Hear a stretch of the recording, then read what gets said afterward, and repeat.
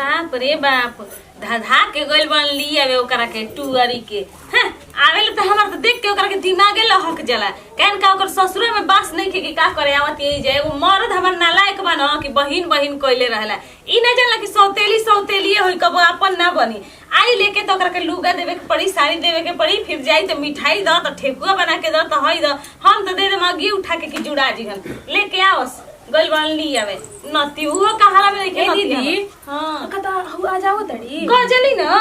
हां आवतिया काम उठा के आ जाली अरे सुन एक और लुगा उगा मत दिया अपन हां मलुगा दे ऐसे त ना कसड़िया पहन लेनी हो दिखाए खाती तोर से खाती पहन हां तो तोर से ले देखे ले तो आवे लेकिन आ बहिनी तो कहो ना हमार ये से कपार लहक जला तब हमनी के ननद नहीं खी का बात तो हमनी के ननद करा के देम जे लुगा साड़ी तो अपन ननद के बचा के ना रखम जा देवे खाती राउर का गम भैया जी नथी थाई रे न कि और बहिन ला काटा होवे मर्दा हमार ढेर ना बोली ना कि मारे लगी हमारा के का गइल बा हो सुननी है कि गइलवान भैया टुअरी के लिए आवे हां ही दादा हमनी घर में लड़की कमी बाजी लड़की कम बता सोना नहीं हमर ननद है जे हमर तो देह जड़ जाता है सुन सुन के ओकर बात हो उ का करे आवतिया ढेर बोलनी ना तारे के बुच्चे बुच्चे कह के पोटेले त बोलनी ना ज्यादा कौन जरूरत बा हमर बोलेला के उससे ना हां हम सोची ना कि हम अकेले बनी हम अपने माई बाप के अकेले बनी हां तो तब का अकेले आ हिरे दादा का जन कौन ते खाली कहले रहसन न त जान तू का कहत रहल जान तरे मत छोटकी कहत या ना कि ए भौजी एगो हम नियम सुननी है हम कनी का सुन रही हो हां तो सुननी है कि भाईन में बहिनों के हिस्सा होता टे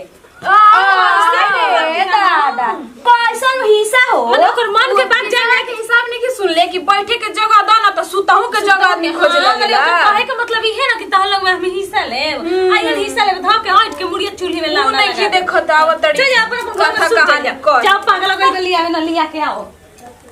बाप रे बाप घर में लागत है कि बासे नहीं खेता होती भाग के नैहर में हुरे खाती ससुरा में तो बारन सोसन की मिलते नहीं के खाए के भर पेट और बोली है सन्नू तोर बड़की भौजी चाहे मझिली चाहे मझिला बोली तो ते हमारा से कही है ते न कुछ बोली है जन ले नू ऐसे भी मान लो कि भाई भौजाई हरन जा तनी बोलिए दिहन जा त का करम और तनी बुचिया हमरा से छोट बिया तो बोले ले त दिक्कत तनी लागेला तो ते हमारा से कहिए का भइल माई नहीं खेत अब का माई नहीं खेत तो सब कोई कहेला न भैया कि नैहर ना जालू सब कोई ताना मारेला यही से हम आ जानी भाई अरे पगली नैहर ना जइबे आते अपन भैया के यहाँ ना आइबे अपना घरे ना आइबे तो का कही गाँव तोर ना है घरे जाता ना हमार बानू ओतने तोरो बा ओतने हक तोरो बा आ हम ई नहीं सोचत कि हमार बहिन एगो बिया हमार 2 गो बहिन बाईस 2 गो कुछ दिक्कत होई हमारा ले कही है सुनताड़ू हो भौजी अरे कहाँ बाड़ू हो जी खुश रह आगे लिया हां हां इधर ले जा बुचिया के घर में ले जाता और कहाँ भी है के छोटा की जिया वा सुतल बड़ी सुतल सब बटे जो है पढ़ी लिखी ना ए बुची एका खियाओ से पियाओ से हम आवत नहीं देख के दुआर पर ले कैसे गाय भैंस बाईस जाई पानी नहीं ना पियाब ना ना हम कल पर पी ले कल पर पी ले दूरे रहो ठीक बा कोड़ लग भरई अपन भौजी देखो ना ब्लाउज से ना तो तहनियो लोग के ले आइल बानी है अरे हमनी कैसे कुल ब्लाउज ना पहने नहीं जाई सो पहने कैसन तो जो ना आवेली सन गोड़ा दबा खती आवेली का उनका के दिया जाला के पेनी होई सन हो एगो बात बतावा हो काजल हां भौजी बोला आ तार ससुर में नीक ना लागेला ना भौजी तनी ढेर दिन हो गए तनी घुमलाई कहां ढेर दिन अभी 1 साल भइले रहलटे ढेर दिन हो गेल 1 साल केतना लगी 10 बरिस जाके रहत ऐसन तो अब का काहे आलू ह भौजी तुनी लोग के देखे के मन अब करत रहे देखे के मन करत रही कहा ना कि साड़ी देखे वाले के मन करता तो मोबाइल रखे दीदी हाँ, आ मोबाइल पता लागो कि कितना दुनिया आदमी देख ले होता तब का अच्छा जाइल बड़ू तो 1-2 दिन रहियो ओकर बाद चल जी हां ठीक बा भौजी हम चल जेम अथी कोनो बात नहीं के तनी मन ना लात रही से आगुनी के अब मन ना लागत रहल तो तब तक जिंदगी भर तब ऐजे रह का जरूरत बा बियाह शादी भइल बाटे त ससुरा रहला के आई ना मन लेके हमनी के कैसे मन लागत अपना घर दुआरे आखिर मान लो तहनियो लोग तो जेबे करे लोग अपना नहीं है त हमनी के जान तरू जानी जे अपना नैहर न त अपन माई बाबू बाटे अपन भाई को आई हे का बात जानी जा तब हो जाई तो ऐसे भी तू सौतेली हो तार माई तो चल गेली ऊपर आ बाबू चल गेलन ऊपर है तो कहां झूठ गई जाइले में कुछ बाटे भौजी सौतेली मन काहे कह दू अपने लेखा ना जानी ना आ छोड़ ज्यादा का बहस करे के बजा अपने से गोड़ धो ल जा हर सब अपन सामान होने रख दो हमनी के बड़ा पेन होता नहीं जवड़त नहीं जा हे भगवान कैसे बोलत है लोग भौजी लोग जिया कहाँ भी है वो अच्छा से बोली बतियाए अच्छा लगे जिया के कहाँ भी है जाते नहीं हो करे भी कह हम की बुच्चिया देख तरह के फराक ले आइल बानी अब भौजी लोग तो खिसियार तड़ी लोग ए जिया जिया बाप रे बाप चाय बनावता जब कहतन तनी बनावा मीठे हो तो बनावा ताड़ी पन छुछुर लेखा तो निमन लागता एकरा में कुछ हो नहीं खे यो लोग के दिमाग लागता कि पगला ही गई का जानी का करता रही जिया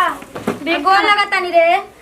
खुश रह तारे के तो हम बहुत याद करत नहीं पता बा मर उड़ गइल बानी कि तोर याद आवता हमार अरे ना बहिन नैहर से ससुरा नैहर आवेल आदमी तो बहिने के नु हो जाए अच्छा ठीक बा सब जानता देख देख तोरा खातिर कपड़ा ले आइल बानी का ले आइल बारे रे केने ले बटोर के फेकल पा बारा ऐसे नहीं सूट पहनी नहीं देखता 2000 के सूट भैया ले आइल बड़न हमरा के तोर जियो जी लाइल बन देख ना देखो सब जीजा जी अपने चिरकुट पहने हमरा के का पहनी है रे उ देख ये कपड़ा छलात नहीं खे इहे को सूट पहनी ना हम हटा ने ले जो हमरा के देहल नहीं खेलू गरीब पहने के ए जे उठावा के साल बाबे का हाथ में कपड़ा लेके हां एक काम तक देख जिए जितना में बा उतने में ना दे हम उतने तोरा खातिर लाइल बनी खुशी से और हम हे तना कपड़ा ले आइल बड़ी से रहबे अबे का ना माने ऐसी मन ना लाते तो कुछ आदमी 2-4 दिन खातिर आवेला भौजाई बटले भी आयो कर लुगा झूला पहनती आई झोरा बैग में कस के लिए आइल बड़ी से लगाता 2 साल 4 खातिर अरे ना ना लगले चल जिया तू काहे हमरा से खिसियाली हम कितना बढ़िया से आवे नहीं कि हमर बहिन भी आगो भौजाई तो हमर बहिन हड़िस नु बताओ अच्छा ठीक बा जो ने हट हमरा नहीं के बतिया के मन करत हमर कपार दुखाता अपने ठीक बा बहिन एगो बहिन के बात सुने खातिर तोर कपार दुखाता नहीं कैसन बहिन रे माई के तकेले बानी तो बहिन कहां के आ गई अब तो नाता जोड़े कैसन बहिन रे माई बाप तकेले बानी हम बहिन करे बहिन थोड़ी हो जाए सौतेली लेकर आओ जाए दे बहिन तनी गोड़वा धो दे आई रे दादा गोड़ तक कब भौजाई के धोइबे ना कोई जन के भाई के कमाई आवे जो हटने से 4 रुपया के मिठाई 5 रुपया के बिस्कुट दिया के तो जरूरत नहीं खिया तड़ी गोड़ धोवावे हट जो हट हे भगवान कैसे बहिन के बोलती है खास बाबूजी दूसर बियाह ना कैले होता जाते नहीं अपने से गोड़ धो तो गोड़े नहीं खेदवाए बताओ कैसे भौजी बोला था लोग हमारा के ये काला अपन भौजाई रही तो इतना नाम बोली हे भगवान करम किस्मत में आग लगैल जीवन भर लागले रह जी कब सुख के जिंदगी ना जी हम अरे बुच्ची कब आइली अरे अरे खुश कब आइलु ऐनी भइल 10 मिनट हां त यो पनेले गोड़ धो तरो उ भौजी लोग ना एथी करते लोग काम करते लोग तो तनी कनी गोड़वा धो ले तनी अपने से जीवा जीवा कोई भी हमरा के पानी पिए के मिठाई ले दुकानी पे भौजी कथी के जल ले आवा भौजी ते का करताले रे घरवा में कहां जी का करताले घरवा में मोटा तले का बैठो रहनी तन की भूखल बनी तो हइयो पनेले बहिन हमर गोड़ धोवती तोहनी के का करतालु से रे अरे बुच्ची जी गईली अभी दुकान पे मिठाई लावे तो कहले कि हम धो देवा चल ते धो गोड़ धो अरे अब अनर्थ मत करवाई हमरा से का अनर्थ होता भूखला ने केहू के गोड़ ना छुए के भूखल बड़े हां भैया वो मालूम नहीं खे का जीतिया भूखल बड़े ये भगवान तुम बुरा है राजीव रउआ करवा चौथ भूखल बड़े का भूखल ते बड़े का मंगर भूखल बने मंगर ना हो ज्यादा ना भैया भूखला में केहू गोड़ ना छुएला ठीक बा का करतरी भौजी वो पता ना किचन में काची तो करत रह ठीक बटे भौजी का जी का हल्ला कहले बा मर्द सूतर रहता लो दिन भर हई बहिन आइल बिया अपने से गोड़ धोतिया घर में काम रहेला हां जैसे ये बोलत बाबूजी है। हम पूजा करे जातनी तू भूखले बड़ू का ना भूखल नहीं लेकिन पूजा करे जातनी ना नहा धो के बिना पूजा करे जानते बनी हम खाइबो ना करना हन बाउर बा लेकिन तारा लोग के अरे का देवर जी पूजा करे के बता कैसे बताई रोहन का बाउर बाटे अरे मेहमान के पूजे ना भइल तो भगवान के पूजला से तारा घरे लक्ष्मी बास ली है हम का मेहमान हड़ी घर के बेटी हड़ी तो ठीक कहती है घर के हमारा लक्ष्मी ही है बेटी तो अलही है लक्ष्मियो ही है बैठ बैठ छोड़ देना भैया, धो लेनी हम। अरे बैठा ना अरे जब ले तोर भैया जिया था ना तब ले घर में खुशी खुशी आई है खुशी खुशी जाइए भैया तू हमार बड़ भाई आवत तारा से पैर ना छुआए भैया। दा ना पैर दा भैया रहे ना दा ना दा बाप रे बाप देख के तो लगा था कि चक्कर है जिसका ए दीदी भाई दिन देखे के बाकी रह गई भाई के यार चलो तो भैया आई संजय खन तब रोग के बता आई हौदा तू हौदा हमरा भाई से बढ़ के बड़ा भैया। अरे पगली भाई के मरला के बाद तो लागल के हमारे दुनिया में क्यों नहीं के, लेकिन भैया आज देख लेनी कि भाई एगो भाई के भी श्रद्धा पूरा कर सकेला। अरे बहन बहुत सी लोग कैसे बोलत रहली भौजी लो ना बोलता रे लो पगली हम बानी ना संगे से हमनी के खेलल बानी जे संगे संगे पैदा ले लेबन जे उ का जानता रही सब उन्हीं के कुछ पता बा भैया। इहे तो दुनिया के बहुत बड़का भूल होला हम बहुत खुश नसीब बनी कि तानी लोग लेके भाई मिलल बाड़े। अरे पगली हरे माथावा उठाई लेब तहरो बलैया हरे आचे नाही आई जबले जी तो हरे भैया भैया तू चुक चुक जिया और हर जन्म में तू हमार भाई बन के आइया। हमार बहन तारा के हमेशा हम खुश देखल चाहिला तारा आंख में आंसू देखना चाहिला और जब तक हम जियब ना तब तक हमार दिल से वादा बाटे कि तारा कोनो कमी ना हो। और जौन भी कमी होई अपन भाई के याद करिए चलो खाना खा आओ आओ तो गोड़ धोआवे हमरा से ते हम उनकर गोड़ धोए ना हम भूखो त नहीं ऐसे तो बहाना कर देने गोड़ ना छुए तू के के कहली सा हां कहा गिरो जल्दी में दिमाग में काम ना करो कि का बोली ठीक है चल ठीक बा ठीक करू उनकर के गोड़ धोम जाओ हड़बड़ में दिमाग काम करेला झूठ सच बोल देनी खा ले बिस्कुट को ना हमरा नमकीन ठीक लागेला हमारे तो ये बिस्कुट ठीक लागला फाट तो नहीं गे कैसन दांत बता फाटते नहीं के का करता हो भाभी अरे का आई दादा के लिए आइलो हो मंगाई नहीं जा ला खा दूबो ला भूख लगा रहा है कबे ले तो भुजिया बना लो हो काय कम भुजिया बनेलु हो खत्म हो गई खाइए ले आलू कम रहते हैं आओ बहन खा ले आप तो हम लोग तनी चलो खाए के बुची के हो अरे मुंह खोल दबा उठ उठ उठ है ना खड़ा हो तेरे मुंह खोलता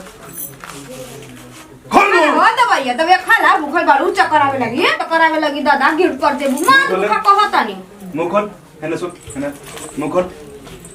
तू खा खोल मुंह खोल अरे खोल मुंह है क्या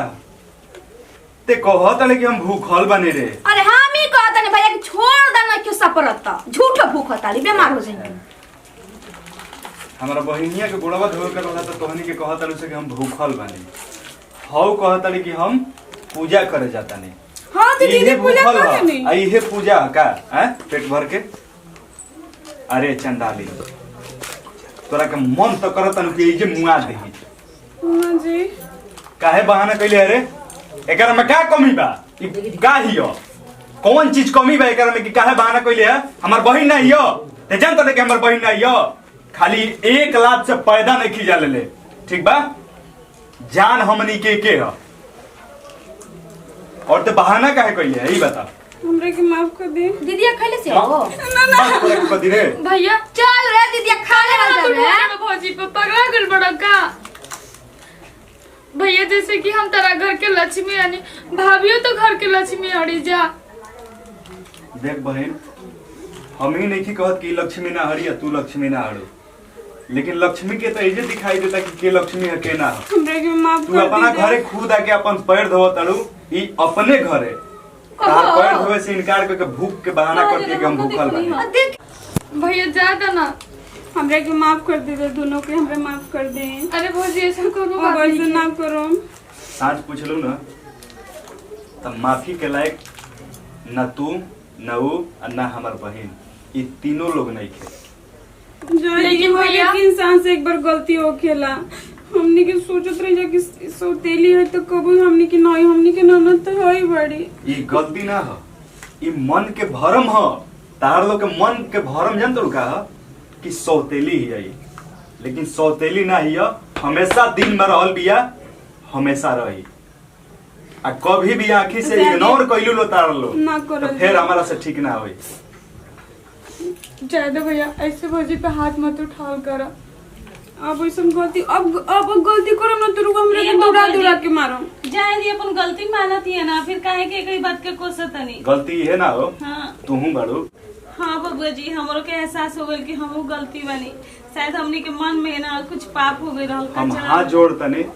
कि ऐसा गलती कबो मत करी हलो। अब मेहमान एगो भगवान के रूप होखेले, ओ मेहमान के चरण छूके उनकर सेवा करे के चाहे, चाहे छोट होकर चाहे बड़ ऐसे होकर। भी मेहमान थोड़े ना है, हमनी के ननद है। का हो जाई माई दूगो रहली लेकिन बाबूजी तो एक ही रही ना। हाँ हमनियो के तो मैं यही सुन बानी जा, माफ कर दे बुच्ची जी हमनी के। आखिर हमनी के देख के आवेली। ना चलो आज तक बुच्ची, के बहन के आंख में आंसू हम ना देखल रहे, लेकिन तार लो इतना दर्द देता लो कि एक और आंसू देख के हमारा दिल में दर्द होता। तो अब एकरा पक्का गुजरत हुई, अब समझा।